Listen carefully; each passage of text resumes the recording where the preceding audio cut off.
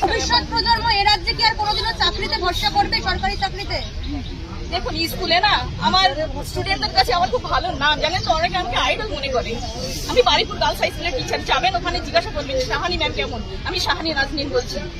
আমি যখন জিজ্ঞাসা করতাম অনেকেই বলতাম আমি আপনার মতো হবো, করবে না, বুঝতে ভরে উঠতো। বুঝতে পেরেছেন? এখন কি বলবো বলুন তো? ওদেরকে বলবো যে ভালো করে পড়াশোনা কর বাবা, অন্তত এই রাজ্যে থেকে কি করে বলবো বলুন?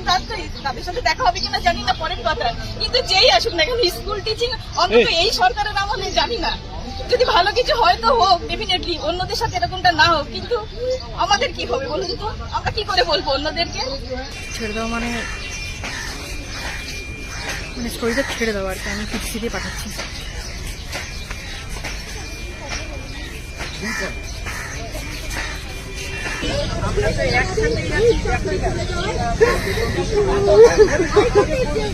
যার জন্য এতটা খুলেআম হয়েছে, না হলে হতো না। উনি কি জানতেন না?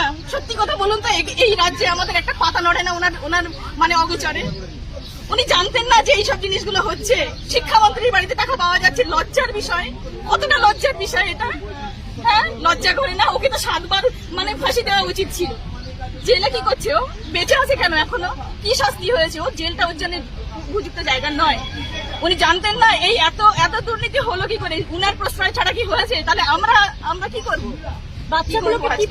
বাচ্চাগুলোকে এখন তো জানি না ওদের সামনে কি করে ফেস করবে। বলুন তো, অন্যায় না করে এরকম পরিস্থিতিতে কেমন লাগে? আমি জানি না আপনারা ফিল করতে পারছেন কিনা, বাট আমি জানি না ওদের সামনে গিয়ে কিভাবে দাঁড়াবো। আমি ইভেন বাড়িতেও ফিরতে পারবো না। আমি জানি না কোথায় যাবো। মানে সেই জায়গাটা নেই। বললাম তো, অনেক তো সংগ্রাম করবো। মানে জীবনের অর্ধেকটা মানে দিয়ে দিয়েছি আমি। মানে জীবনটা নেই রে যাকে বলে। আমি কোন প্রত্যন্ত জায়গা থেকে মাধ্যমিক পরীক্ষা দিয়েছি, 5 কিলোমিটার দৌড়ে পরীক্ষা দিয়ে, 1 হাতে ব্যাগ আর 1 হাতে ছাতার 1 হাতে জুতো নিয়ে 5 কিলোমিটার দৌড়ে পরীক্ষা দিতে গিয়েছি। সেই সময় থেকে মাধ্যমিকে একটা টিউশন পাইনি, সেই সময় ফার্স্ট ডিভিশন পেয়েছি।